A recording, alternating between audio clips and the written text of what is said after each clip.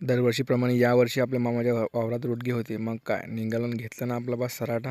सराटा लयच पसंत आला मामाला, घेऊन येतो म्हणत. मग काय टाकलं ना बा गाडीत 50चं पेट्रोल. रोडगाले टाईम असल्यामुळे घेतले ना बा 10चे भाजे. घेतले ना मग दाबून. दादा चालला बा ॲट्यात. ये म्हटलं बा पटकन तिकडून.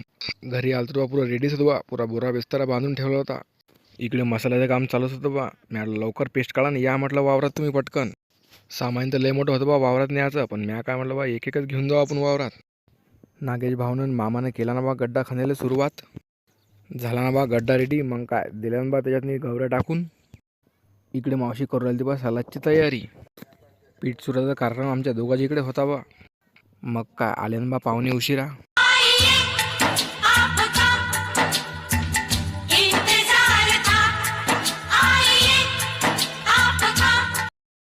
झाले ना बा मग रोडगे करायला सुरुवात. मग काय सगळेजण करू राहिले रोडगे. मग काय माझा व्हिडिओ घेऊन घ्या म्हटलं. एक झाले ना बा रोडगे तयार. इकडे भट्टी तयारच होती. टाकले रोडगे ना बा भट्टीतनी. केलं सुरू. पलट्या मारणं सुरूच आहे त्याच्यावर. मामीने केलं ना बा संभार बारीक भाजीसाठी. पलक बी बम हाशे बा पुरी बारीक.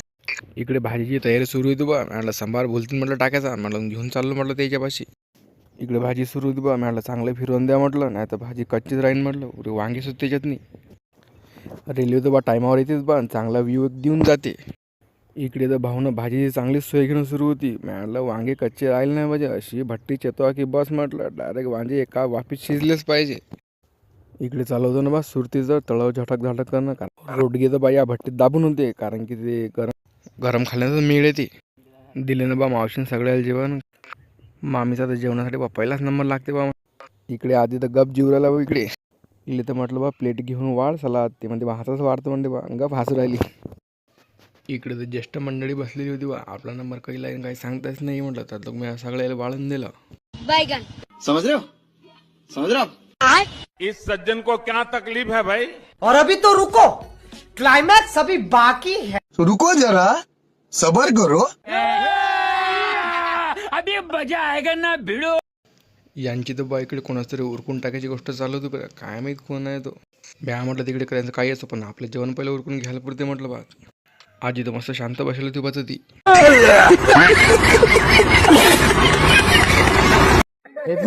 शीतल माशी मटकले रे बाई इकडे. हे बाई गाड़ी स्टार्ट कर. नहीं. लेकिन ये साला कर क्या रहा है यहाँ पे? मामी तर मला म्हणतात बा तर्रीच घ्या म्हणत बा. पण मी म्हटलं बा मला तर्री नाही पाहिजे. मला पोट्टे काय पाहिजे का रे? तरी काय तरी तरी करणार रे. आद्या बोलले रोडगे वाले. पाटील तर बा यायले वाळण करू लागले. पण यायले म्हटलं बा कायचीच कमतरता झाली नाही पाहिजे. फुल वाळा म्हटलं यायले, कारण की हेच मेन कारागिरात म्हटलं सगळे. घ्या रोडगे घ्या. डॉक्टरीन बाईचा लेस उशिरा केला बा. डॉक्टरीन बाईनं याला घे आता खाऊन तेवढं जे आहे ते उरलं सुरलं घे खाऊन. या दोघं मायला कशी शिक राहिली ती वाटते बा भरायची, म्हणून हे हरभरा खाऊ राहिले.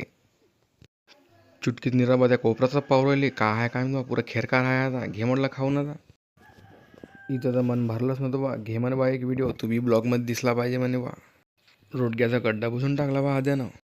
हे म्हणे बा मी बी मदत करतो म्हणे बा थोडीशी. दे रे बा आदे म्हणे इकडे फावळं. घेतलं ना बा मग फावळा हाती. उरला सुरला गड्डा बुजवणं सुरू झाला.